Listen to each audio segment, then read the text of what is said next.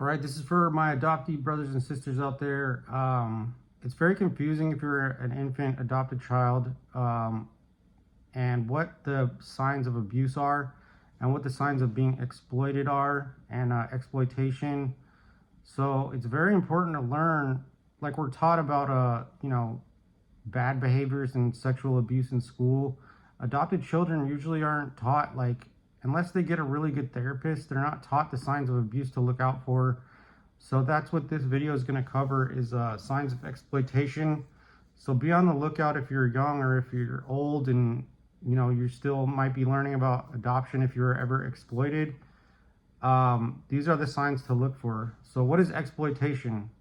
Exploitation of an adopted child can take many forms, including emotional, physical, and financial or labor-related abuse.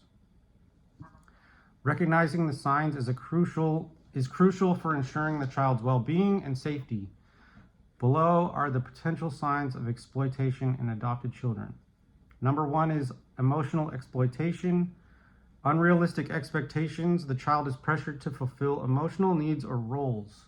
Examples are being a savior child or fixing family problems. Lack of agency. The child's feelings, preferences, or boundaries are ignored or dismissed. And this video isn't to point fingers or blame anybody. It's just educational, okay? Manipulation. The child is guilted into compliance or made to feel they owe their adoptive family. Number 2 is physical exploitation.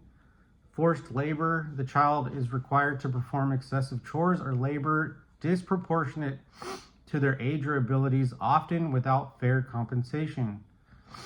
Inadequate care. Signs of neglect such as poor nutrition, lack of medical care, or insufficient clothing. Physical abuse. Unexplained injuries or signs of physical harm. Number 3 is financial exploitation. Misuse of adoption subsidies. Funds intended for the child's care are diverted for other purposes, leaving their needs unmet. Exploitations of child's labor. Using the child to generate income. Examples are through social media. You can see that a lot with social media on YouTube. There's a lot of adoptive families exploiting their children, monetizing their channels off of their adoption. Modeling or other work without benefiting the child. Inheritance manipulation, denying the child financial rights or resources they are entitled to. Number 4 is social exploitation, public exposure, overexposing the child's personal story for the adoptive parent's gain, such as using them for public sympathy, fundraising, or social media influence. Isolation, restricting the child's access to friends, extended family, or cultural connections, leaving them dependent on the adoptive family. Cultural erasure, denying the child's cultural identity or heritage, often to assimilate them into the adoptive family's values. Number 5 is psychological and behavioral signs. Fear or anxiety. The child shows fear or reluctance around adoptive parents or other family members. Regression, behaviors like bedwetting, tantrums, or clinginess that may indicate trauma.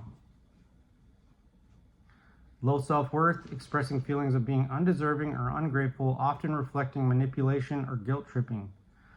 Hypervigilance, constantly on edge as though trying to avoid punishment or meet high expectations. Number 6 is educational exploitation, lack of support. The child is not given opportunities to succeed academically or is pulled out of school without a valid educational plan. Overachievement pressure, excessive pressure to excel academically or athletically to reflect well in the adoptive family.